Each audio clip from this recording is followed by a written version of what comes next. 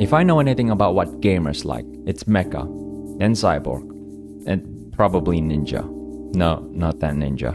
And in 2015, with the release of Overwatch, the hype was real and everyone's sweet dream arrived in the form of Genji, the cyborg ninja, which spurs a bunch of memes.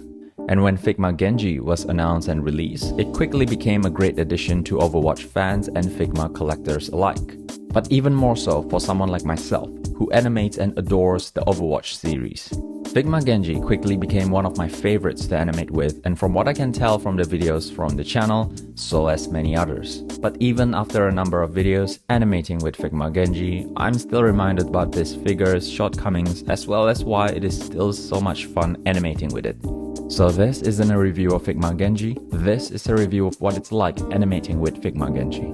In my time learning and practicing stop motion, there's a few action figures that I've gotten used to practicing with, and the first is Bodygun and Figma 405, or also known as Long Range Joshi Kosei, which is the first Figma that I've animated with. And the other Figma that I could get my hands on was Figma Genji. And after several videos learning and practicing the craft with these figures, I can say that Figma Genji can be quite delicate to work with, more on that later, but also made for dynamic poses.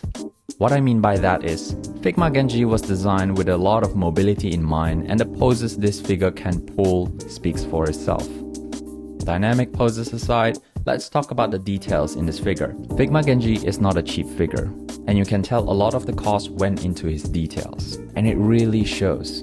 The level of detail on the paint job is amazing, and even after handling the figure for tens and thousands of shots, the coat of the paint still holds up and looks just as good as the day I took it out from the box. And while it's not necessarily an easy task animating with Figma Genji, of which I will explain more later, I still enjoy animating with this figure, flaws and all.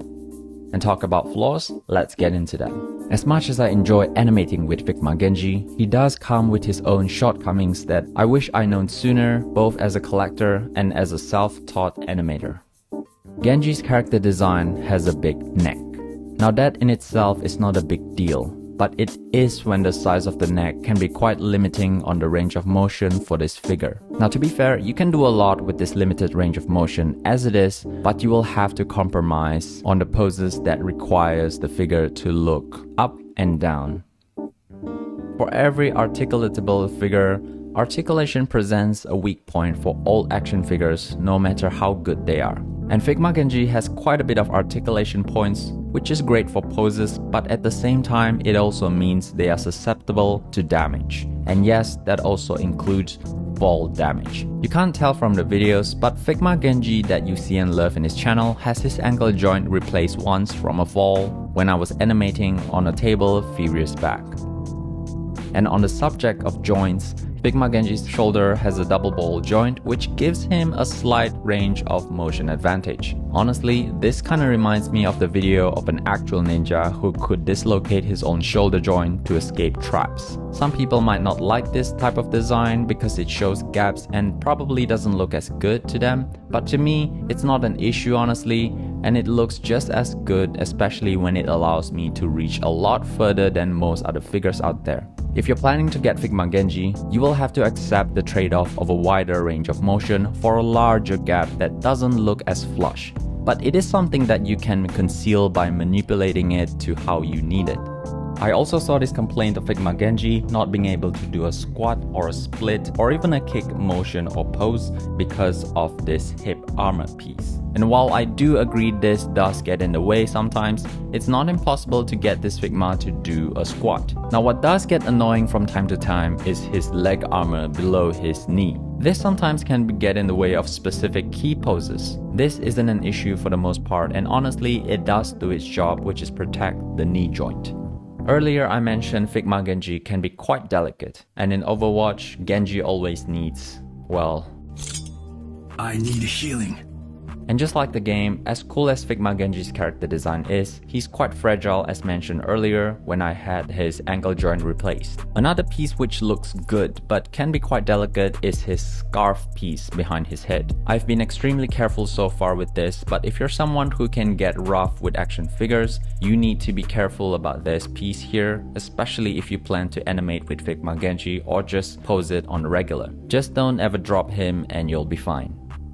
Now let's talk about his arsenal. See, when I do these sorts of animators review videos, I don't typically talk about the figure's accessories. But man, the first time I picked up Genji's dragon sword. I have the power of God and anime on my side! Wait, I mean, just take a look at this. They didn't just make a regular tiny sword and paint in the details after. There's actual texture of the serrated details of the dragon sword. Even the kanji is there. When I saw this, it almost made me want to get a 1-to-1 replica version of the... Oh. Besides the detail of the dragon sword, figma Genji also comes with his own awesome details. His iconic helmet reminds me of Kisaki on his mask or helmet. I'm sure the designer team took this into consideration when they made Genji's character design. And as part of Genji's character design, he has this shoe where it's reasonably wide, and its figma counterpart really captures that. This design gives a wide base of support which provides better balance, and that's great because figma Genji is tall, and tall figures usually fall easily, especially if it doesn't have a wide base of support, especially if you're the type who doesn't like to use the stand that comes with it. It's also great when animating with figma Genji, as he can usually stand his own without much support.